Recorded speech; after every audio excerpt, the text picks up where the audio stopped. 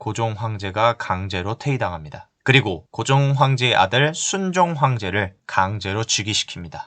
그리고 나서 조약을 하나 체결하는데 그 과정에서 내각의 장, 총리 대신과 육부 대신 모두가 대한제국을 배신하게 됩니다. 이때 배신한 7명을 정미칠적이라고 합니다. 정미년에 나라를 배신한 7명의 적, 내각 총리 대신 이완용, 육부 대신 송병준, 이병무, 고영의, 조중음, 이재곤, 임선준. 이 정미칠적으로 인해 1907년 7월에 일본은 한국과 정미칠조약을 강제로 체결합니다. 이것의 공식 명칭은 한일신협약. 한일신협약의 내용은 통감이 앞으로 한국의 내정권을 장악한다. 행정권이라고 봐도 되겠죠. 두 번째, 한국의 법령제정권, 입법권을 일본이 장악한다.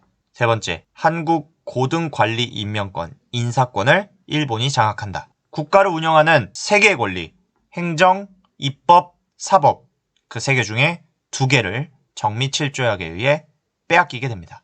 여기서 멈추지 않고 일본은 부속각서라는 것을 추가로 체결합니다. 정미칠조약의 부속각서입니다. 한국 군대를 해산합니다. 한국을 지키는 군대가 해산됐다. 즉 일본의 보호를 받아야만 한국이란 나라를 지킬 수 있다. 즉 한국은 일본의 식민지로 가는 거의 막바지 단계에 오게 된 겁니다. 한국의 각 부, 장관 아래에 있는 차관에 일본인을 임명하여 간섭하게 합니다. 이 소식이 전국에 퍼져나가자 고종 강제퇴위와 군대 해산에 분노가 폭발한 다양한 신분의 사람들이 의병으로 나섭니다. 여기에 해산된 군인까지 합류하면서 정미의병의 전투력이 굉장히 강화됩니다.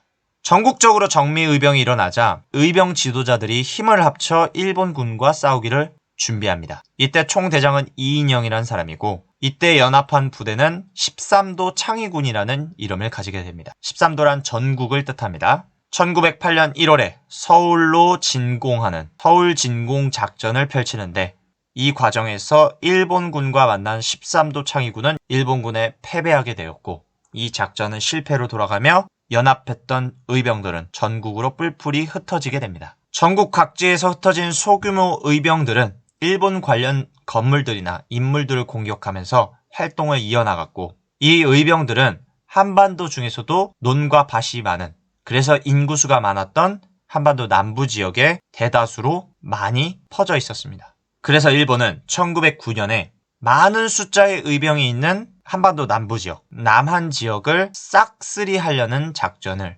펼칩니다. 그것이 남한 대토벌 작전입니다. 이때 일본군은 의병, 민간인 가릴 거 없이 모두 공격했고 이 과정에서 많은 숫자의 한국인이 잔인하게 죽게 됩니다. 이렇게 되면서 남한에 있던 많은 숫자의 의병들이 사라지게 되었고 여기서 겨우 살아남은 의병들은 만주, 연해주 지역으로 이동하여 계속해서 일본에 대항하는 그런 운동을 펼치게 됩니다.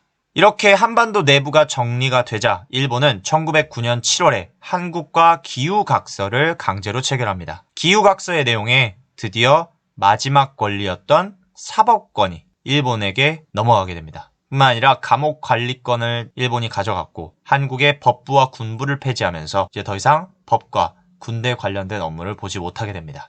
이렇게 되자 1909년 10월에 안중근이 중국 하얼빈역에서 이토 히로부미를 사살하면서 일본에 저항하고자 했고 이 활동이 빛을 보나 했으나 일본은 이 사건을 오히려 역이용하여 여론을 만듭니다. 이거 봐라 이거 봐라 이래서 우리 일본이 한국을 병합해야 된다 라면서요. 뿐만 아니라 친일 단체로 바뀐 일진회를 동원해서 순종 황제와 통감에게 한국과 일본을 병합시켜 주십시오라는 청원서를 제출하게 합니다. 이것을 일본이 마치 한국인들이 이렇게 생각한다 라는 식으로 날조했고 조작했고 이걸 토대로 이제 항일 병합 분위기를 만들기 시작합니다. 그리고 1910년 6월에 일본은 한국의 경찰권을 장악하여 한국인들을 통제하기 시작했고 서양 열강 강대국들인 러시아, 영국, 프랑스가 일본의 한국 병합을 승인하자 1910년 8월 22일 일본 통감 데라우치와 한국 총리 대신 이완용이 한국 병합 조약에 서명을 합니다.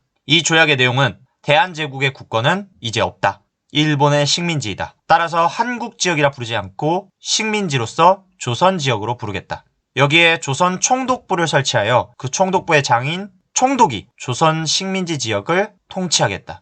그리고 고종 황제, 순종 황제는 지위를 강등하여 왕으로 부르겠다. 이 내용들이 들어갑니다. 1910년 8월 29일에 한국병합조약이 공식적으로 발표되고 이 날을 우리는 경술련에 일어난 국가의 치욕스러운 날이라는 뜻인 경술국치로 부릅니다. 그래서 8월 29일을 국치일이라고 하죠. 이로써 한국은 일본의 식민지가 되었고 일본 제국이 한국을 강제로 점령한 시기인 일제강점기가 시작됩니다. 1910년 8월 29일부터 1945년 8월 15일까지.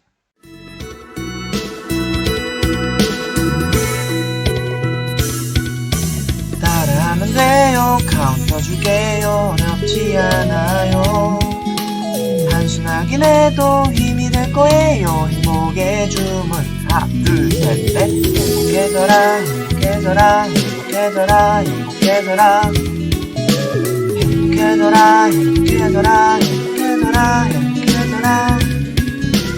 우울한 사람도 지친 사람들도 행복해져라, 행복해져라, 행복해져라, 행복해져라.